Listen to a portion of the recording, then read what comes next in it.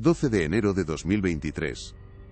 La noche se cernía sobre San Gasparito de las Nieves, un remoto poblado tzótzil en la Sierra Madre de Chiapas, tan aislado que el tiempo parecía fluir al ritmo de los murmullos ancestrales y las viejas costumbres.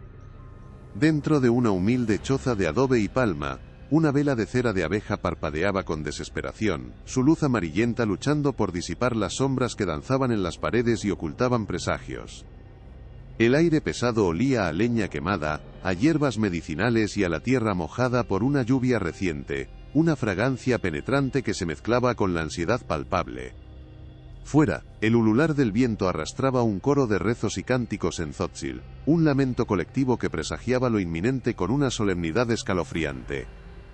De repente, un grito desgarrador, agudo y lleno de pánico, rompió la tensa quietud, un sonido que heló la sangre de quienes esperaban con el corazón en un puño. El eco del grito se disipó rápidamente, dejando tras de sí un silencio sobrecogedor, solo interrumpido por el débil y anómalo llanto de dos recién nacidos. Dentro de la choza, María, una joven madre de apenas 19 años, yacía exhausta sobre el petate, su cuerpo temblaba, no solo por el esfuerzo agónico del parto, sino por un terror gélido que le atenazaba el alma y le nublaba la vista. Las ancianas parteras, con décadas de experiencia acumulada en nacimientos difíciles y milagrosos en la sierra, se persignaron con manos temblorosas, sus rostros arrugados pálidos bajo la tenue luz. Susurros de maldición se propagaron como una enfermedad silenciosa entre ellas. No habían visto nada igual. Dos pequeños seres, entrelazados de una forma antinatural, presentaban deformidades tan extremas que desafiaban toda comprensión y auguraban un destino trágico e incierto. Los gemelos, unidos por una cruel ironía del destino y la tragedia, eran la manifestación viva de un secreto ancestral que se negaba a permanecer enterrado en las profundidades de la tierra. Sus cuerpos, frágiles y anómalos, eran un espejo deformado de una historia que San Gasparito había guardado celosamente por generaciones. ¿Qué pecado, qué transgresión olvidada, había invocado tal castigo sobre la joven María y su linaje, trayendo consigo tal desdicha? La comunidad, inmersa en una profunda cosmovisión donde la enfermedad y la desgracia se atribuían a fuerzas sobrenaturales o a la ira de los ancestros, se preguntaba si este nacimiento era la culminación de una deuda ancestral, un eco macabro de la sangre que exigía su pago. La pregunta flotaba en el aire denso y frío. ¿Era una maldición, o había una verdad aún más dolorosa esperando ser desenterrada en las profundidades de sus propias raíces? El eco del grito de María se desvaneció, dejando una quietud tensa, rota solo por el débil y anómalo llanto de los recién nacidos. Para la gente de San Gasparito de las Nieves, el nacimiento de estos pequeños, entrelazados de forma tan antinatural y con deformidades extremas, no era una anomalía médica, sino una clara señal del más allá. Los susurros de maldición y castigo de los ancestros se extendieron como la neblina matutina por las chozas de adobe y palma. Las ancianas parteras, con sus rostros surcados por el tiempo y la sabiduría ancestral, se persignaban, temiendo la ira de los dioses antiguos o el peso de algún pecado olvidado. En este remoto rincón tzótzil de la Sierra Madre de Chiapas, la desgracia siempre encontraba su origen en lo sobrenatural, en un desequilibrio cósmico que ahora se manifestaba en los cuerpos frágiles e interconectados de los gemelos de María. La comunidad, inmersa en su cosmovisión, se preparaba para los rituales de limpieza, buscando apaciguar lo que creían era una fuerza oscura, un presagio funesto para todo el pueblo. Mientras el temor se apoderaba de San Gasparito, un promotor de salud logró enviar un mensaje a Tuxtla Gutiérrez, alertando sobre el insólito nacimiento. Horas después, bajo la pálida luz del amanecer que apenas se abría paso entre las montañas, llegó al poblado el doctor Mateo Morales, un joven médico pasante de 30 años, con el uniforme aún impoluto y una maleta repleta de esperanzas y conocimientos científicos. Su formación en la capital chiapaneca le había imbuido una firme convicción en la medicina moderna, un contraste marcado con las creencias ancestrales que permeaban cada rincón de San Gasparito.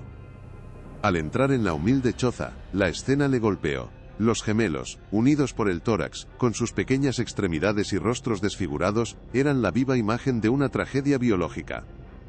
Mateo observó a las parteras y a María, su mirada llena de un miedo que él, con su lógica científica, no podía sino atribuir a la falta de información y al profundo arraigo cultural. Con una mezcla de urgencia profesional y un respeto cauteloso por el ambiente, el doctor Morales se arrodilló junto a María. Sus manos, entrenadas en los hospitales de Tuxtla, examinaron con delicadeza a los pequeños. Pese al pronóstico crítico y la complejidad de las malformaciones, posiblemente toracópagos con órganos internos compartidos, logró estabilizar sus signos vitales, una hazaña bajo las rudimentarias condiciones. Mientras trabajaba, su mente científica descartaba las nociones de maldición, buscando una explicación lógica. Inmediatamente, sospechó de la endogamia, una práctica común, aunque no reconocida, en muchas comunidades indígenas aisladas de Chiapas, donde los matrimonios entre parientes cercanos se daban para preservar tierras y linajes. Sabía que este aislamiento geográfico y cultural, sumado a la falta de información, creaba un terreno fértil para la expresión de enfermedades genéticas recesivas. El verdadero conflicto apenas comenzaba a gestarse entre las paredes de la choza. Para Mateo, la prioridad era el traslado urgente de los gemelos a un hospital especializado en San Cristóbal, donde podrían recibir la atención médica que desesperadamente necesitaban. Sin embargo, su propuesta chocó de frente con la arraigada cosmovisión de San Gasparito. Las parteras y la familia de María, lideradas por el anciano patriarca don Pedro, se oponían rotundamente. Para ellos, no se trataba de una cuestión médica, sino espiritual, y la solución residía en los rituales ancestrales, no en la medicina del hombre blanco que veían con desconfianza. El joven médico se enfrentaba a un muro invisible, pero formidable.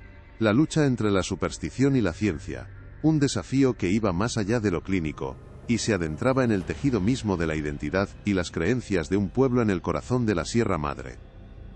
El doctor Morales, lejos de amedrentarse por la tajante negativa de don Pedro, sentía la punzada de la urgencia. La vida de esos pequeños siameses pendía de un hilo, y la barrera cultural se alzaba infranqueable. Sabía que su ciencia era insuficiente sin una llave para el corazón de San Gasparito. Con la ayuda del promotor de salud, quien también sentía la carga de la situación, Mateo envió un mensaje urgente a Tuxtla, esta vez no a un colega médico, sino a una autoridad en el ámbito de las costumbres y los pueblos originarios. Necesitaba a alguien que hablara el mismo idioma no solo en palabras sino en entendimiento del alma tzotzil, alguien que pudiera tender puentes donde él solo veía muros de incomprensión y temor ancestral. Su convicción científica se reafirmaba. El misterio no era divino, sino humano, y sus raíces debían ser desenterradas con respeto y perspicacia, no solo con bisturí. La respuesta no tardó en llegar. Días después, una camioneta del Centro de Investigaciones Indígenas de la UNAM se abría paso por los caminos polvorientos hasta San Gasparito. De ella descendió la doctora Sofía Rojas, una antropóloga social de 45 años, con una mirada perspicaz y una paciencia forjada en años de trabajo de campo en Chiapas. Su presencia, más discreta que la de Mateo, comenzó a disipar algunas de las tensiones iniciales.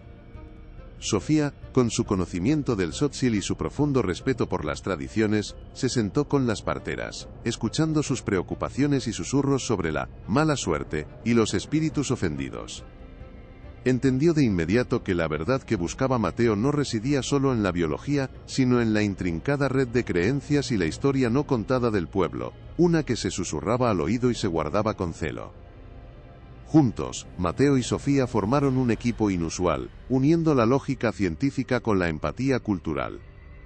Su primera tarea fue delicada, intentar reconstruir el árbol genealógico de María, una labor que en San Gasparito no se hacía con papeles, sino con memorias y relatos familiares. Mateo, con su libreta en mano, preguntaba sobre tíos, primos, abuelos, registrando nombres y relaciones. Sofía, por su parte, observaba las dinámicas familiares, los silencios incómodos, las miradas esquivas cuando se mencionaba a parientes fallecidos prematuramente o con males raros. Poco a poco, comenzaron a trazar un patrón inquietante, historias de niños que no llegaban a su primer año, de mujeres que perdían sus embarazos inexplicablemente, de enfermedades que nadie sabía nombrar, pero que se repetían en varias ramas de la misma familia, como un eco sombrío que resonaba a través de las generaciones. La aparición de Sofía, aunque más sutil, no tardó en topar con el mismo muro que había frenado a Mateo. Don Pedro, el patriarca, observaba con desconfianza cada pregunta sobre el linaje, cada intento de desenterrar el pasado. Para él, las tradiciones familiares eran sagradas, un asunto interno que no concernía a los forasteros. Nuestra sangre es pura, doctor. Aquí siempre nos hemos cuidado. No hay nada que buscar en los muertos, sentenció con voz grave, sus ojos oscuros fijos en Mateo, un desafío implícito en cada palabra. Su negativa no era solo protección de la intimidad, sino un velo para un secreto más profundo, un temor a que la verdad, una vez expuesta, pudiera deshonrar a su familia y, por extensión, a todo el pueblo. La tensión crecía, palpable como la humedad de la sierra, entre el afán científico y la ancestral resistencia a la intrusión. A pesar de la reticencia de don Pedro, la doctora Rojas persistió, acercándose con delicadeza a Elena Gómez, la anciana partera. Con el tiempo, y tras compartir el tradicional POX, un aguardiente ceremonial, Elena comenzó a desvelar fragmentos de la verdad. No eran revelaciones directas, sino murmullos, historias a medias, como si el secreto fuera demasiado pesado para ser pronunciado en voz alta.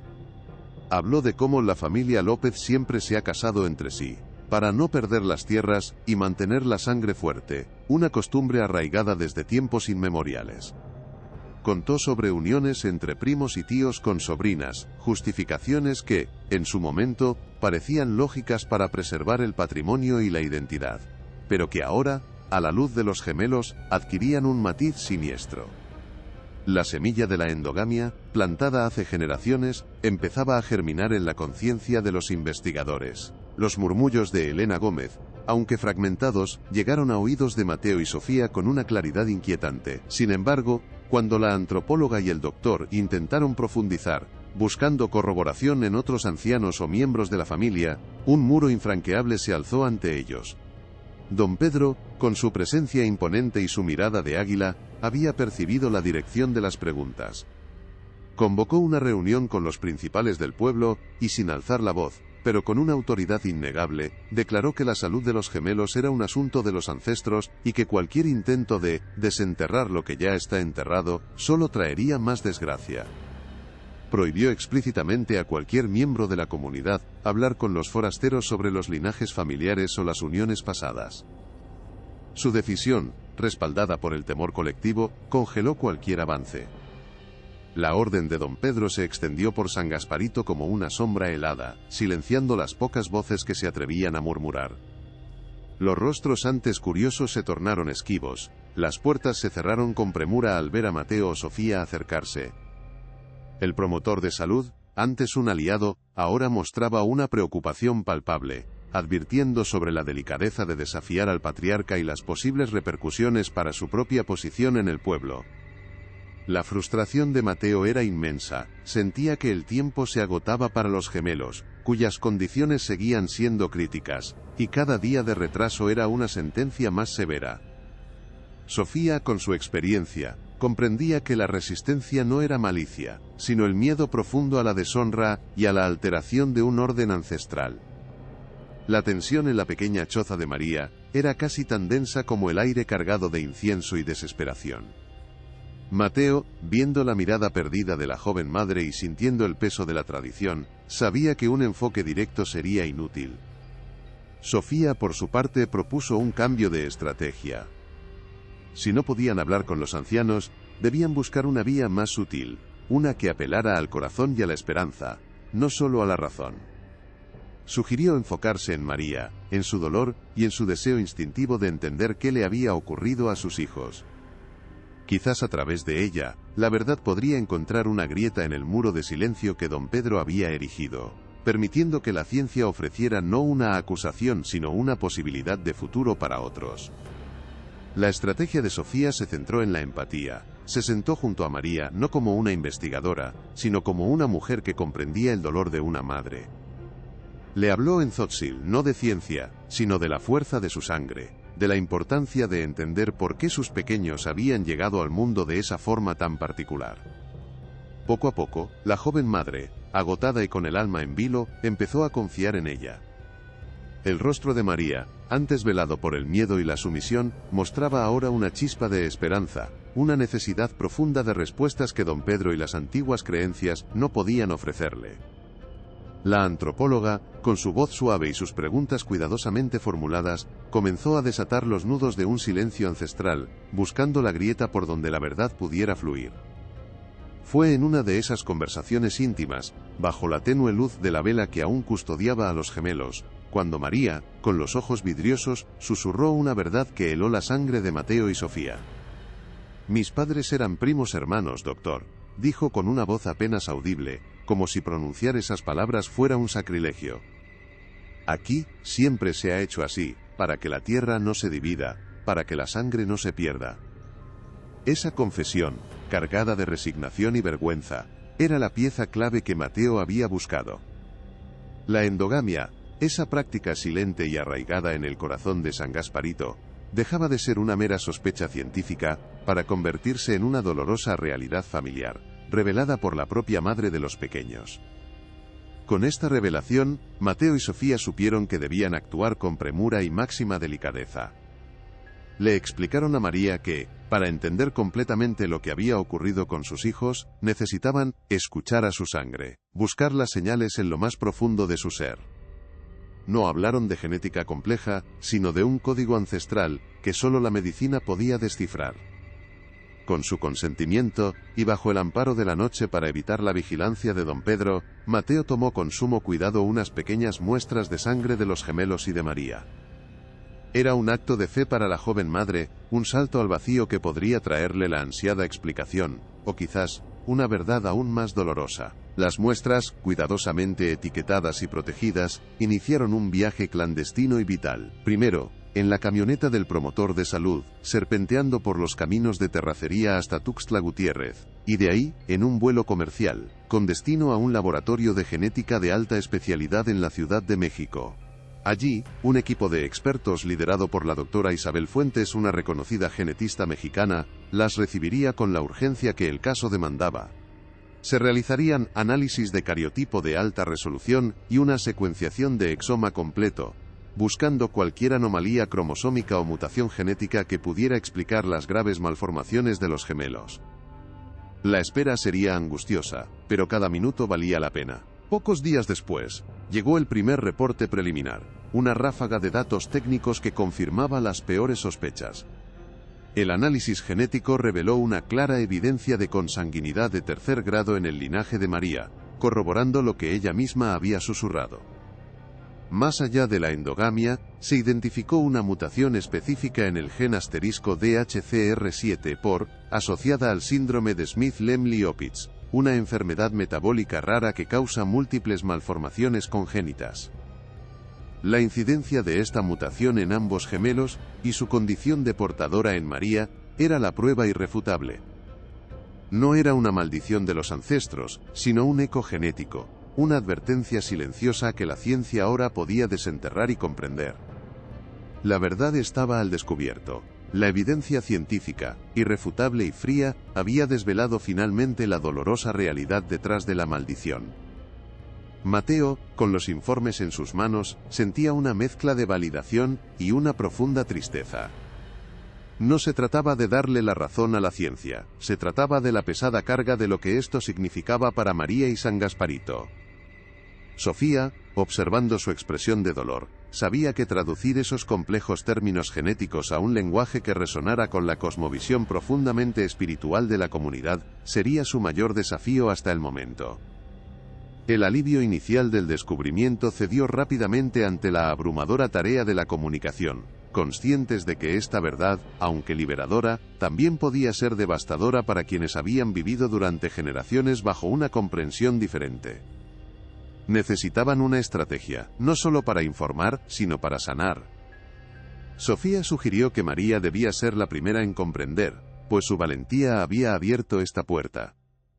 No podían simplemente arrojarle los términos científicos, sino tejer la narrativa de su sangre, de cómo la historia de su linaje había escrito un destino en el código genético de sus hijos.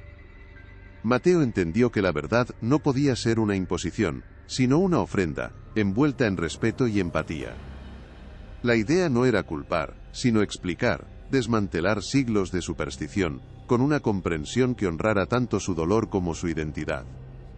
Era un camino delicado, donde cada palabra contaría para derribar el muro de desconfianza. Pero la revelación de la verdad también desataría fuerzas opuestas.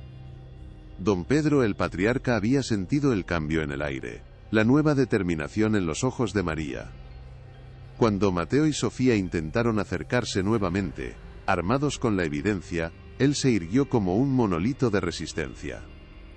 Estas son mentiras del hombre blanco, brujería para confundirnos, vociferó con una voz que, aunque temblaba, llevaba el peso de generaciones de desconfianza. Para él, la ciencia era una amenaza directa a su autoridad, a la memoria de sus ancestros, y a la cohesión de un pueblo que se había definido por sus propias verdades. La comunidad, expectante, percibía la inminente fractura. La verdad, aunque científica, se sentía como una pesada losa sobre los hombros de Mateo y Sofía. Sabían que el informe genético, con sus intrincados términos y gráficos, no era suficiente para derribar el muro de desconfianza que don Pedro había levantado con tanta fuerza. La comunidad de San Gasparito, ya dividida por el miedo y la incertidumbre, observaba cada movimiento, cada susurro, sopesando las palabras del patriarca contra la silenciosa determinación de los forasteros.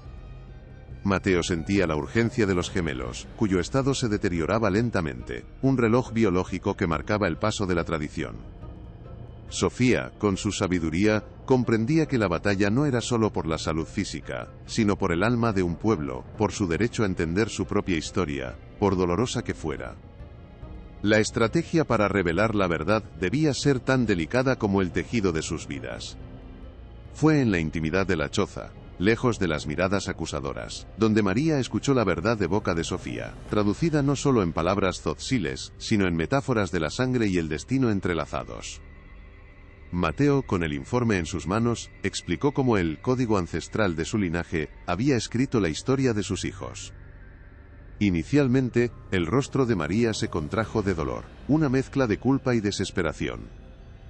Pero a medida que Sofía tejía la narrativa de la ciencia con el respeto a sus creencias, una chispa de comprensión se encendió en sus ojos. No era una maldición sino una explicación, una verdad amarga sí, pero que liberaba. En ese instante, su miedo ancestral se transformó en una resolución férrea. Sus hijos no serían un castigo, sino un testimonio. Una nueva fuerza, silenciosa pero inquebrantable, brotó de su interior. La decisión de María de enfrentar a don Pedro y a todo el consejo de ancianos no fue fácil. Cada paso hacia la plaza del pueblo era un desafío a siglos de tradición y a la autoridad incuestionable de su abuelo. Su corazón latía con una mezcla de pánico y una convicción que nunca antes había sentido. Don Pedro, al verla acercarse con Mateo y Sofía, sintió un escalofrío de alarma. La chispa en los ojos de su nieta no era de sumisión, sino de rebeldía, de una verdad que él había intentado sepultar. Para el patriarca, esto no era solo un debate sobre la salud de unos niños, sino una afrenta directa a su honor y al legado de sus ancestros, una grieta que amenazaba con desmoronar todo lo que conocían. La tensión se volvió palpable, un preludio a la tormenta que se avecinaba sobre San Gasparito. La plaza, normalmente un lugar de reunión y comercio, se transformó en un tribunal improvisado. Los rostros de la comunidad reflejaban una mezcla de curiosidad, aprensión y lealtad dividida. Don Pedro, erguido y desafiante, fue el primero en hablar, desestimando la presencia de los forasteros y sus mentiras. Pero fue María quien, con la voz quebrada por la emoción pero firme en su convicción, tomó la palabra.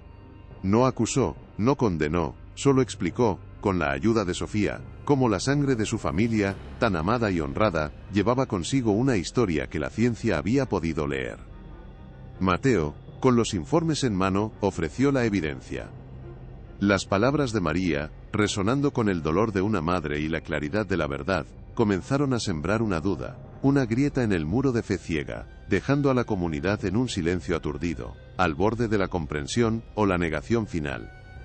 La plaza, ahora convertida en un silencioso foro, contenía la respiración colectiva. María, con una dignidad que antes no poseía, avanzó junto a Mateo y Sofía.